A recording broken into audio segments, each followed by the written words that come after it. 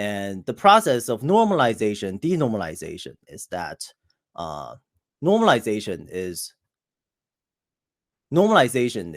for going from your flat table schema to your snowflake schema, and denormalization is the other way around, right?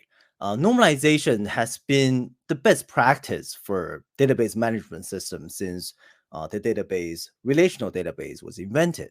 That's almost 50 years ago, right? It does a lot of good stuff. So it eliminates redundant data and actually simplifies the query process for you. So you don't have to look at a 2,000 column table and try to write a query for that, right?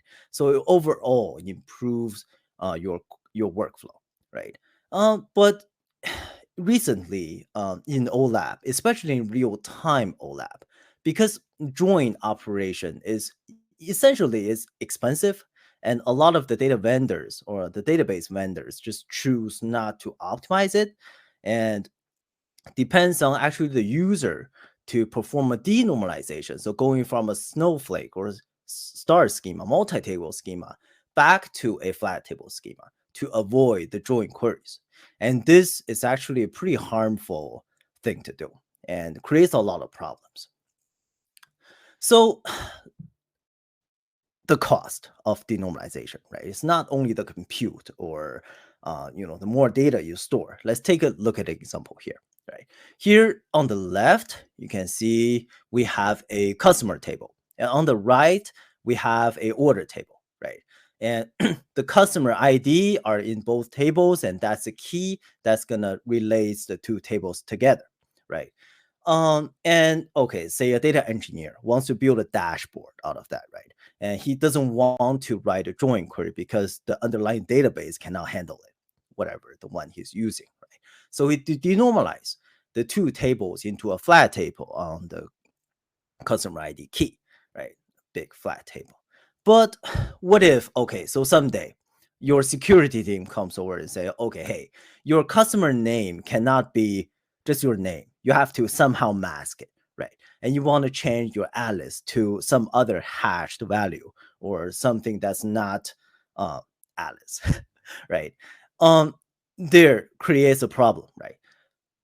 Not only does the data engineer needs to change the source, which is the two tables, but the denormalization pipeline as well needs to be reconfigured, as well as the flat table, the whole customer name column needs to be backfilled, right? What seems to be a simple change, right? A change of a metric or a column. But technically, with denormalization, it creates a lot more problem, right? So denormalization actually logs data into a single view format, so it has no flexibility to adapt to any business change, right? So in this case, you are backfilling one column. Let's say you have 1 million or even 100 million rows of data. That's probably okay, right? But keep in mind, the customer table can be 100K, but this order table can be, in the billions or hundreds of billions of rows. And backfilling this, it's much more expensive than you think. Okay, so denormalization not only makes your analytics rigid and not able to adapt to business changes, it's also very complex, right? Especially in real-time data analytics.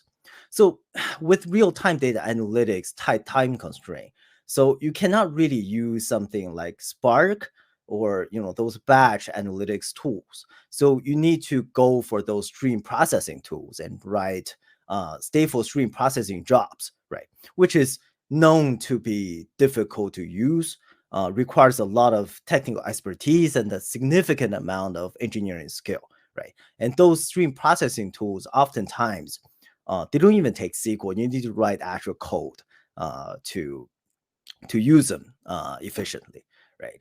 So yeah, denormalization makes real-time data pipeline really expensive.